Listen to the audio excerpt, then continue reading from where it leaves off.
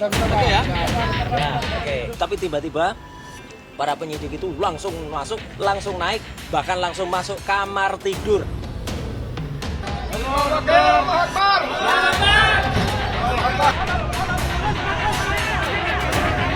Tersangka kasus tudingan dugaan ijazah palsu Jokowi Roy Suryo menggugat pra-peradilan Polda Metro Jaya terkait sah atau tidaknya penangkapannya.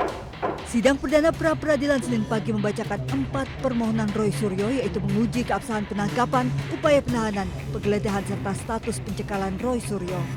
Roy Suryo sebagai pemohon menilai penangkapan, penahanan, dan penggeledahannya melanggar hak asasi manusia serta melanggar hukum. Saat ada upaya paksa penangkapannya, Roy menyebut tidak adanya penetapan dari pengadilan, tidak ada RT RW serta tidak sesuai dengan KUHP baru. Pelanggaran yang sangat fatal.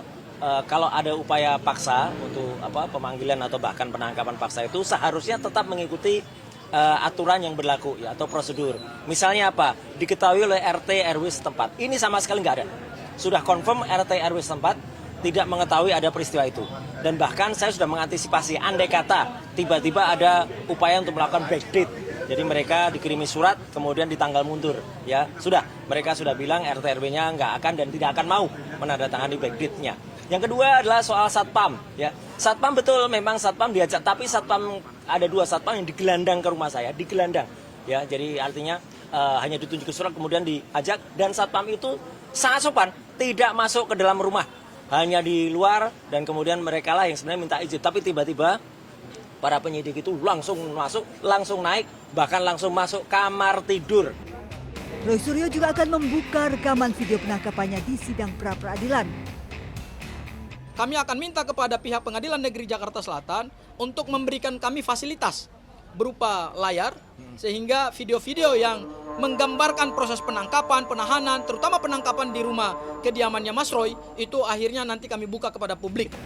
Roy Suryo dan Dr. Tifa ditangkap Polda Metro Jaya Jumat 19 Juni. Namun kondisi kesehatan keduanya menurun dan sempat dirawat di Rumah Sakit Polri Kramat Jati. Kejaksaan pun mengabulkan penangguhan penahanan Roy Suryo atas jaminan keluarga. Sementara itu, Hakim Tunggal Pengadilan Negeri Jakarta Selatan menyebut sidang akan dilaksanakan selama 7 hari kerja. Besok rencananya Polda Metro Jaya sebagai termohon akan memberikan jawaban di sidang pra-peradilan. Dari Jakarta, Tim Liputan iNews melaporkan.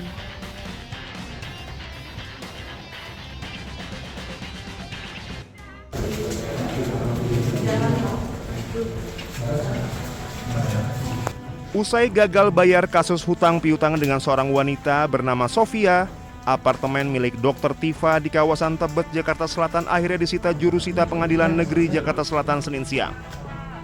Eksekusi unit apartemen di lantai 26 tersebut dilakukan usai Dr. Tifa tidak dapat membayar utang sebesar 145 juta rupiah yang telah dikonversi menjadi emas seberat 223 gram. Kejadian bermula saat Dr. Tifa dan Sofia Natali berkenalan di sebuah multi-level marketing obat herbal tahun 2014 silam. Namun tiba-tiba pada tahun 2019, Dr. Tifa meminjam uang sebesar 50 juta rupiah. Berjalan dengan waktu, selama 1 tahun itu uang yang udah saya transfer ke dia sekitar 145 juta. Tanpa ada perjanjian apa-apa antara saya dengan dia, cuman hanya kepercayaan aja ya. Dan kemudian di 4,5 tahun kemudian baru saya bikin perjanjian sama dia. Dan dia minta nyicil selama 12 bulan dari isi perjanjian itu. Tapi sampai akhir jatuh tempo dia one prestasi ya. Ya, kemudian barulah saya akhirnya meng-hire kuasa hukum untuk menyelesaikan prosesnya. Selama proses sita aset dilakukan, tim jurusita tidak bertemu dengan Dr. Tifa, namun hanya bisa bertemu anak dari Dr. Tifa yang menandatangani beberapa dokumen. Dari Jakarta Selatan, Helmi Sajangbati, iNews melaporkan.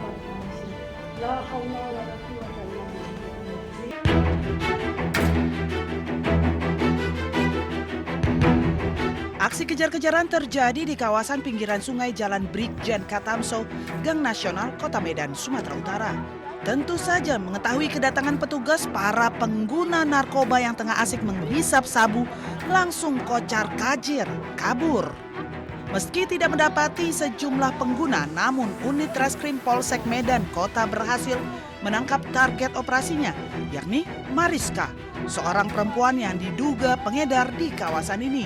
Dalam penggerebekan ini, Mariska membawa barang bukti 2 klip sabu siap pakai, serta uang ratusan ribu yang diduga hasil penjualan narkoba. Orang pengedar narkotika jenis sabu, selanjutnya kita amankan ke komando.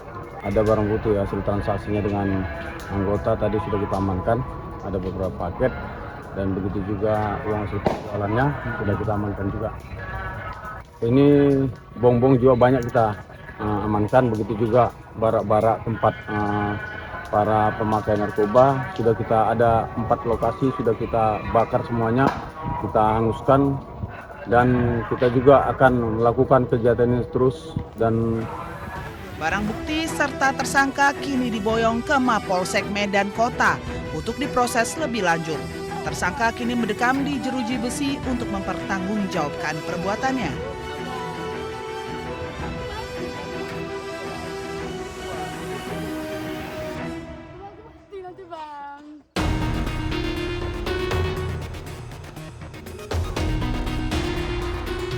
Ketua Komisi Keamanan Nasional dan Kebijakan Luar Negeri Parlemen Iran, Ebrahim Azizi, mengatakan Amerika Serikat tidak berkomitmen terhadap prinsip-prinsip negosiasi maupun gencatan senjata.